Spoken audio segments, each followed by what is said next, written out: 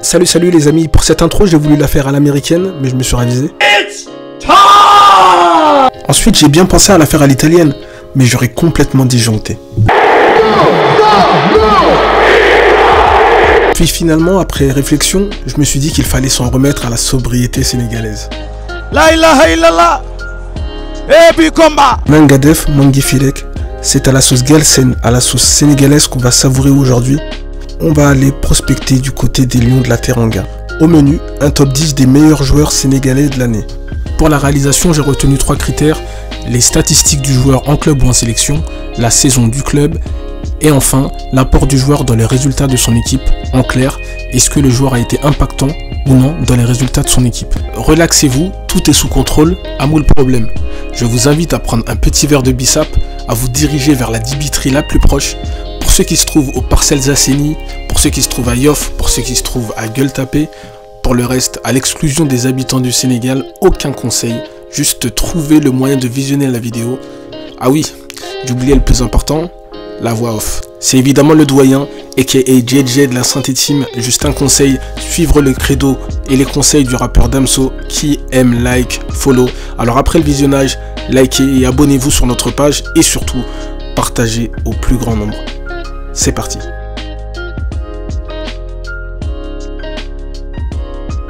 Dixième du classement des meilleurs joueurs sénégalais, Alassane Ndao. Joueur âgé de 24 ans qui évolue en première division turque à Fatih Karagümrük. Le virevoltant sénégalais a la particularité de pouvoir s'adapter à tous les postes offensifs, aussi bien en ailier, en position d'excentré droit ou d'excentré gauche. Il est aussi capable de jouer en pointe. Sa feuille de stats parle pour lui. En 38 matchs, il a marqué 11 buts et délivré 9 caviars. Des performances remarquées qui lui ont valu d'être sélectionné par le sélectionneur national à l'UCC. Sur le site de Transfer Market arrivé depuis septembre 2020, sa valeur marchande a été multipliée par 10, passant de 400 000 € à 4,5 millions, en aidant son club promu en 2020 à se maintenir à une brillante 8e place et aussi révélation de son championnat. Il mérite amplement sa place dans ce top 10. Alors juste pour qualifier la saison d'Alassane Ndao, juste 2 mots, bravo champion. On pourrait désigner en un seul mot la personne arrivant en 9e position de notre classement, résilience. C'est un acharné, il ne lâche rien, il rebondit toujours après l'échec. On parle de Mbaye Diagne. Foutu à la porte à Bruges en 2020 après un penalty polémique manqué face au Paris Saint-Germain, l'attaquant sénégalais de 29 ans sort d'une année sportive très réussie. Une année en 2 étapes distinctes. La première, 6 premiers mois avec le club turc de Galatasaray où il a inscrit 9 buts en 15 matchs. Donc plutôt réussi. Une seconde où prêté à West Bromwich Albion, il n'a pas eu le même rendement en termes de buts, avec 3 seulement inscrits, mais un impact important pour son équipe. Il n'a pu empêcher malheureusement la relégation, mais il a pu montrer ses qualités. On gardera en mémoire la déculottée donnée par son club à Chelsea, 5 buts à 2, où il a notamment inscrit un but. Il reste tout de même la petite marche qu'il devra gravir s'il veut devenir un titulaire en équipe du Sénégal. En tout cas, il est souvent appelé par l'UCC. Mbaye Diagne est le symbole parfait de l'adage qui dit « Un lion ne meurt jamais ».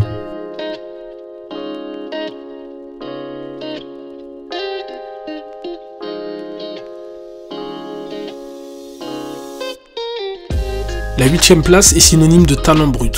Attention les yeux, évidemment, le joyau sénégalais, l'enfant de Thiaroye, est une attraction de l'année. En provenance de l'académie Génération Foot au Sénégal, Pape Matar Sarr, le milieu de terrain du FC Metz, ce joueur est la preuve absolue que l'on ne doit surtout pas lire la qualité d'un footballeur qu'à travers simplement des statistiques. Avec 3 petits buts en 22 matchs, ce qui est un ratio plutôt maigre, sur le terrain, en revanche, il peut jouer absolument partout. Dans toutes les positions au milieu de terrain, en position défensive, en relayeur, en milieu offensif, il excelle partout. Il a une qualité technique au-dessus de la moyenne, c'est un talent à polir. Son équipe messine arrive 8e du championnat et elle peut en attester. Si elle a plutôt réussi sa saison, c'est grâce à son apport. Il ne devrait donc pas s'éterniser du côté du championnat de France. En un mot, comment le définir? Facile.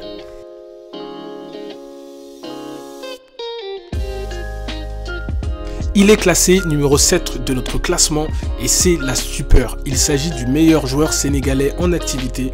Vous l'avez sûrement compris, c'est Sadio Mané. Il était passé tout proche d'être élu premier joueur africain Ballon d'Or en 2019 avec une brillante 4e place. Doul. Arrêtons la langue de bois, entre nous, elle reste honteuse cette place tant il devait être couronné cette année-là. Bref, En 2020-2021, notre Sadio national est passé à côté de sa saison, bien en deçà de ce qu'il peut proposer, malgré une feuille de stats loin d'être dégueulasse, avec 16 buts inscrits et 8 passes décisives délivrées en 47 matchs. Cette saison n'est absolument pas réussie. Pourquoi? Tout simplement parce qu'il a pris part au naufrage de Liverpool lors de matchs à oublier en Première Ligue contre Manchester City, Leicester ou lors du bien funeste match contre Aston Villa où les Reds ont perdu par 7 buts à 2.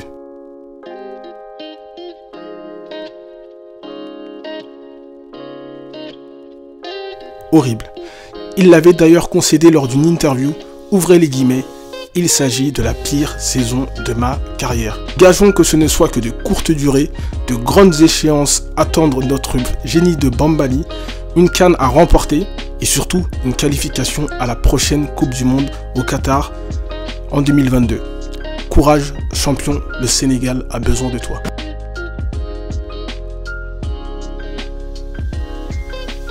En 6e position de notre classement, le rock défensif sénégalais. Mais enfin, comment les différencier?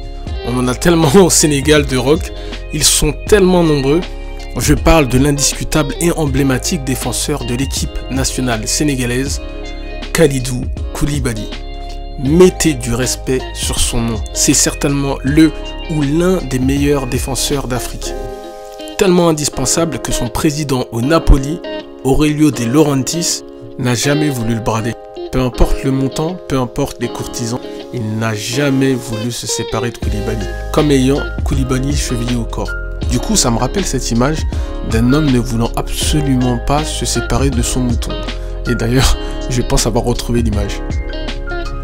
Le joueur du Sénégal a réalisé une bonne saison, permettant ainsi à son équipe de garder ses cages inviolées plus de 10 fois cette saison. Koulibaly connaît ses 2 dernières saisons quelques pépins physiques. Il vient d'enchaîner 2 saisons à moins de 30 matchs en championnat italien, la faute à quelques blessures mineures et surtout au Covid-19.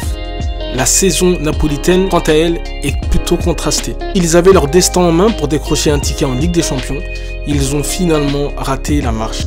La raison du classement de Koulibaly se trouve finalement entre les deux, les pépins physiques et la saison de Napoli. On attend un très grand Koulibaly pour 2021 avec l'échéance de la CAN et surtout en 2022 au Qatar. Pourquoi ne pas soulever le peuple sénégalais et l'Afrique?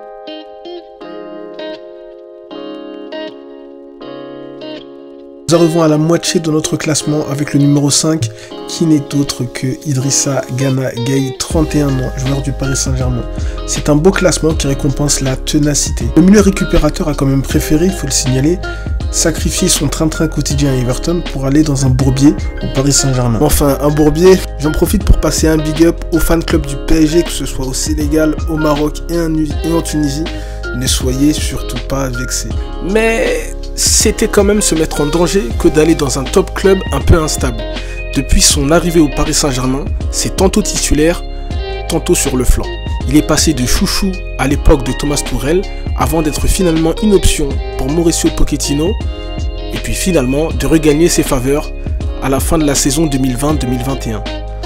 38 matchs cette saison pour 2 petits buts et une passe décisive, c'est finalement un élément indispensable. Puissant, insaisissable, incassable, l'enfant de l'académie Jombars est décidément redoutable partout où il met les pieds. Mais qui donc pourra mettre dehors Idrissa Gana Gueye de son équipe? C'est une question auquel il faudra répondre. En attendant, on profite allègrement de son apport et surtout de son expérience.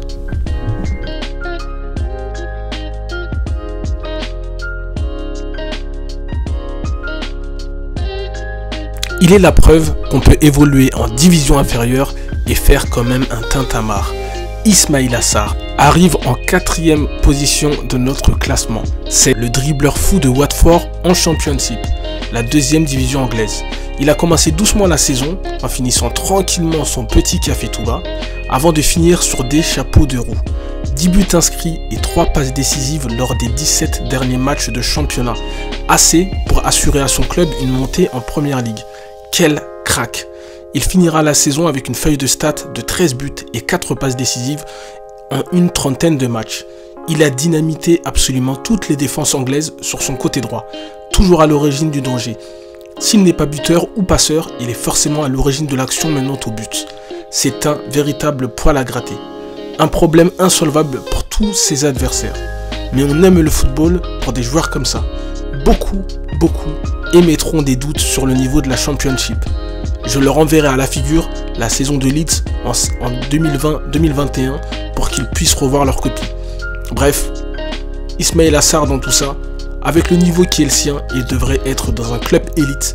À défaut d'en trouver en tout cas, il va devoir définitivement se placer comme le concurrent direct à l'hégémonie Sadio Mané en sélection du Sénégal. C'est dans ses cordes.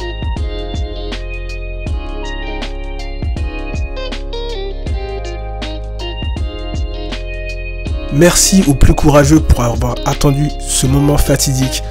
On arrive à la toute fin. La médaille de bronze est attribuée à Mame Biram Diouf. C'est la renaissance du Phénix. 33 ans, l'ancien attaquant de Stoke City que l'on pensait fini pour le football de haut niveau est revenu en vie et pas qu'un peu.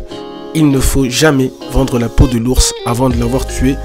Après avoir végété en première chip lors de la saison 2019-2020, cette année en s'engageant avec le club Hatayspor du côté de la Turquie, il a fait un choix en or. 38 matchs, 19 buts, 5 passes décisives, son club peut le remercier. Dès sa première année dans l'élite, ils décrochent ensemble une prometteuse 6e place. Pour s'être réinventé, être revenu et ne jamais avoir lâché, le natif de Dakar mérite amplement sa médaille de bronze. Merci pour les travaux, Monsieur Diouf.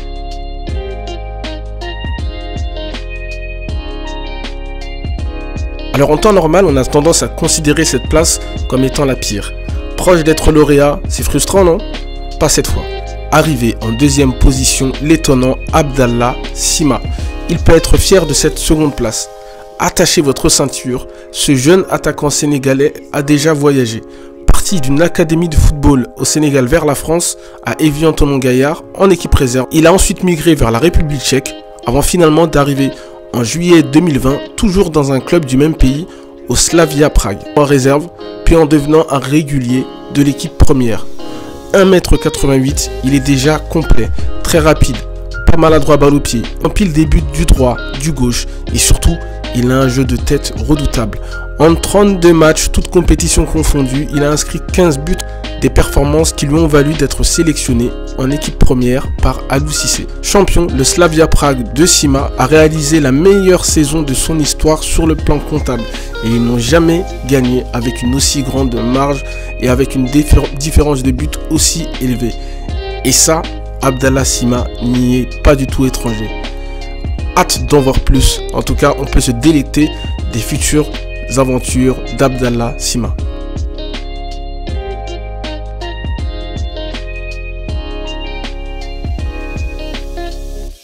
Le moment le plus attendu est enfin arrivé. Notre lauréat de l'année 2020-2021 n'est d'autre que Edouard Mendy. Arrivé à Chelsea sur la pointe des pieds en provenance du Stade Rennais, on pouvait penser à un choix dangereux pour lui, à l'image d'un Papi Djilou Bodji quelques années auparavant. Eh bien non, le portier de l'équipe nationale sénégalaise a dès les premiers matchs montré que son arrivée à Chelsea n'était pas vaine.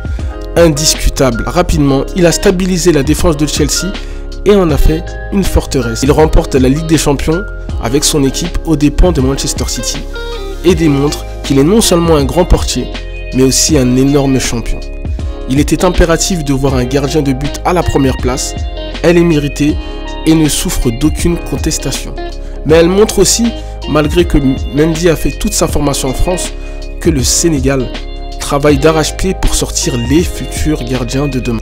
Que peut-on souhaiter à Edouard Mendy pour la suite? Une qualification au prochain mondial au Qatar avec son équipe nationale du Sénégal et enfin un titre au niveau continental pour son pays. Notre top 10 est arrivé à son terme. On en profite pour dresser une petite liste de joueurs qui auraient pu évidemment faire partie de cette liste, mais qui n'y sont pas. Par choix, par faute de temps de jeu de leur part, ou parce que tout simplement, ils ne sont pas titulaires de leur club. On pense notamment à Nampalys Mendy de Leicester, d'Abdou Diallo du Paris Saint-Germain, de Keita Baldé de la Sampdoria, de Crépin Diatta qui est arrivé en janvier à Monaco, de Boulaye Dia qui était à Reims et qui est nouvellement joueur de Villarreal, de Papabou Cissé qui a fait une bonne saison du côté de Saint-Etienne et qui est arrivé à la mi-saison, ou encore de Seny Dieng qui a été élu par ses pairs meilleur joueur de QPR, donc on les félicite. La Saint Team souhaiterait s'associer, féliciter et mettre en avant le développement local sénégalais. L'occasion de promouvoir le pays et ses acteurs. Toutes nos félicitations vont donc au Teungueth FC et à Guédiawaye FC, respectivement champions de première et deuxième division sénégalaise. Un énorme bravo aux académies de football qui sortent de plus en plus de joueurs de leur formation. Aussi, le manque de visibilité ne permet plus, ou pas, de voir partout en Europe et ailleurs des talents en devenir ou déjà confirmés. La Saint Team a un œil particulier et peut vous donner quelques noms de joueurs à suivre. Parmi lesquels 3 joueurs du Teungueth FC, l'attaquant El Hadj Omar Fall, le robuste défenseur de Rufisque Malikou Ndoye et le portier Baye Hassan Cissé. Nous avons aussi le milieu offensif Pape Demba Diop de Jambars, Pape Abdou Ndiaye, l'ailier droit de l'ASC Jaraaf, Lamine Camara, le milieu défensif de l'Académie Génération Foot, en seconde division sénégalaise Fallou Diouf du Thiès FC et une mention spéciale pour Doro Dabo, l'attaquant de l'Académie d'e-sport Sahel FC, un génie en devenir. Merci à vous d'avoir regardé cette vidéo, n'hésitez pas à poster vos avis, à débattre et à surtout partager cette vidéo. Si elle vous plaît, nous reviendrons sur un second format, sur un top 10 sur le football local sénégalais. Abonnez-vous à la Saint Team, c'était JJ aka le doyen, merci pour les travaux.